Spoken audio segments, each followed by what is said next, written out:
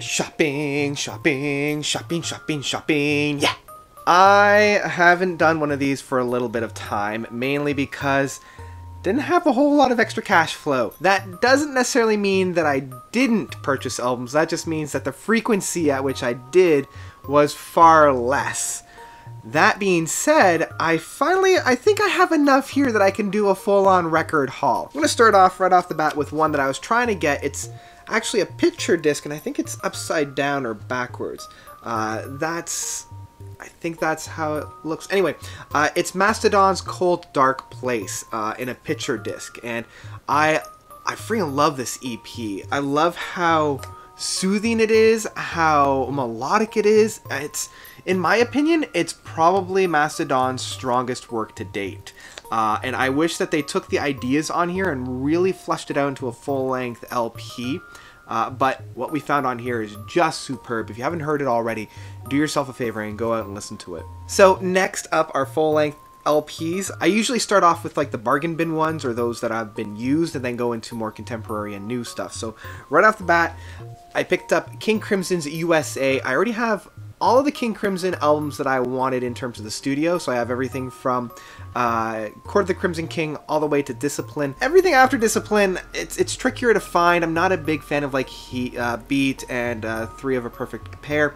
But now it's time to try to find some of those live albums, and this was one of the first ones. I believe this was the one that they put out right after Lark's Tongue, as it opens up with Lark's Tongue and Aspect Part 2. I'm very excited to listen to this. I haven't heard it yet, but very excited to actually dive in and listen to it. In that same kind of a vein, I have one of the masterworks in terms of the guitar, and that's El Di Mielo, and I think that's how you pronounce it, El Di Mielo.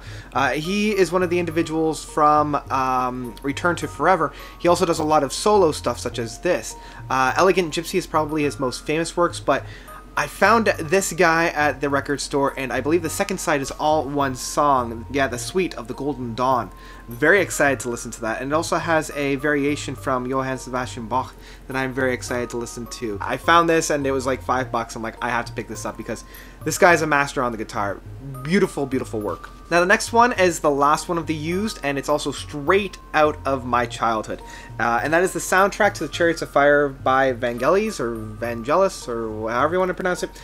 This is like the soundtrack of my late high school years. I had a little bit of a depressive funk, and the soundtrack to this really helped me out. The second side, all of the title track of Chariots of Fire, the 20-minute suite is just, mwah, it's beautiful. The first side still has a lot of those very beautiful movements. The second song of Five Circles is just, like, I can't help but love. And it has one of the most beautiful renditions of Jerusalem that I've ever heard. So, really great addition. I had to pick it up. So now we have all the new stuff. These are previously unowned.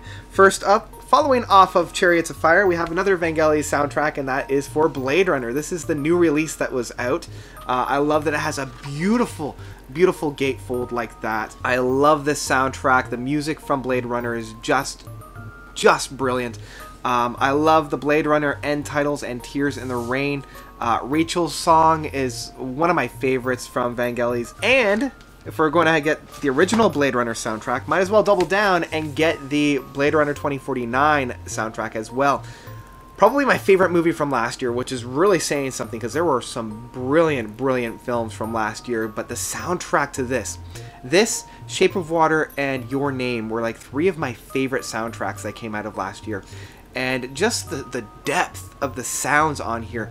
I know Hans Zimmer did a lot of the production work on this, but I believe that Benjamin Wallfish, Benjamin did a fantastic job of really interpreting what Vangelis put on the original soundtrack and tread similarly. Okay, so the next one I really need to make a video for.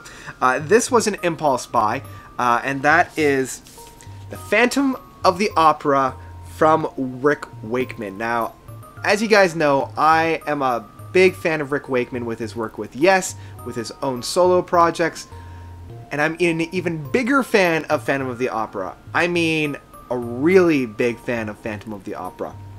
So when I saw this, I had to pick it up. The music on here, it's one of those so bad it's good. Like, the music, Rick Wakeman's done some really strange things. This one might be one of his most strangest. Now that sound that you're hearing is me taking out the vinyl, because the vinyl itself is dyed like this, and each side is different, which is really, really funky and really cool. I think they only, I mean, the note on the album itself said that there were only 300 pressings of this. I don't know if that's real or not, but anyway, back to the music. It is one of those so bad that it's good, because it's cringe-worthingly bad, like to the point where it becomes very humorous. So I've been getting a kick listening to this, and I'm gonna have to do a full-length album review for it, because it just, yeah, it's ridiculous. So yeah, Phantom of the Opera from Wakeman. Don't know what he was thinking. So next up, I've got 2 albums from Max Richter, and I was introduced to Max this past year, 2017, and I fell in love, and I immediately ran out and I got 2 of his albums. The first one that I got was The Four Seasons, that has been recomposed by him, and I love The Four Seasons from Vivaldi. I mean, it's when you think classical music, that's kind of what you think, but what Max was able to do with this recomposed and remixing of it, it is outstanding. Like, it brings such a new and fresh take on some of the most recognizable suites.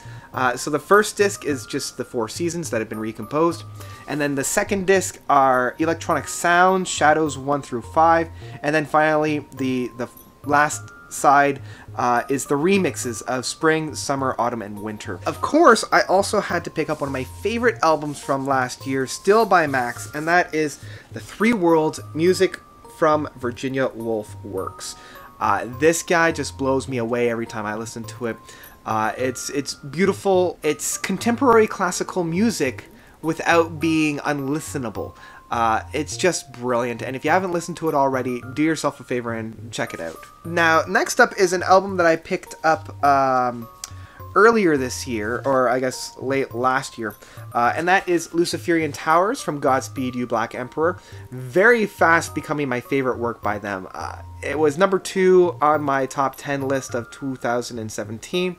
It was the only contemporary albums thus far that I've given the full-on masterpiece album rating, even though I would retroactively give the masterpiece rating to Mike Oldfield's Return to Omadon, but Luciferian Towers continues to blow me away. It's not just a flash in the pan. It grows, it becomes richer, it becomes fuller with every single listen, and I've been loving it, so I had to pick it up on physical format to put it onto the turntable and really drift away. Next up is a newer album, and the first doom metal that I got into. It was number 10 on last year's list, and that is Bellwitch's Reaper Mirror. Or Mirror Reaper. It's that dyslexia again. Now, what's interesting about this is technically this is the front. And then it opens up like that to the back, right? So, like, that's, I guess, the front cover. And then you have the back cover. And then you have the gatefold there. And the gatefold is just, like, I can stare at that for hours, which is great because that's how long the album is. I haven't had a chance to spin it yet on the record player, but it's just, yeah, like so below as above. For doom metal, it was my introduction, and I couldn't have asked for a better way to get introduced to doom metal, so great addition, and I've been loving this guy. Alright, the final one. This was the one that I'm very excited about, because as you guys know, I've been going through and I've been kind of a completionist within a lot of my collections, and I have finally put the last pin in this band. I now own all of their works up to now, studio albums of Opeth, and the last one that I needed was Still Life. Not only is it pressed on a heavy, I think it's 130 gram record, but it is also a picture disc.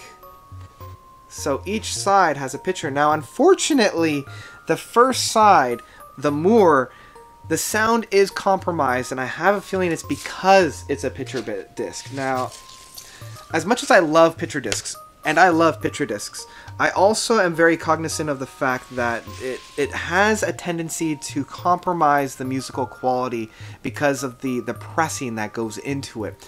And I didn't realize it was a picture disc until I pulled it out. But luckily I say luckily, I mean, the Moore is my favorite track from Still Life, and that does include Melinda. The sound quality is compromised a little bit on the Moore, which I'm like, no, why? But, I mean, this completes the discography for me. All the other tracks sound amazing, and yeah, this was the final one that I'm just like, yes.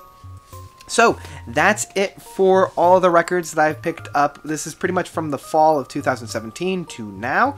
What did you guys think? What was your favorite in my collection? Let me know by commenting down below. So you probably won't see another one of these until probably the summer, so hopefully this will tie you over until then. Thank you guys, as always, for watching. You guys are definitely the best. And until next time, notes out.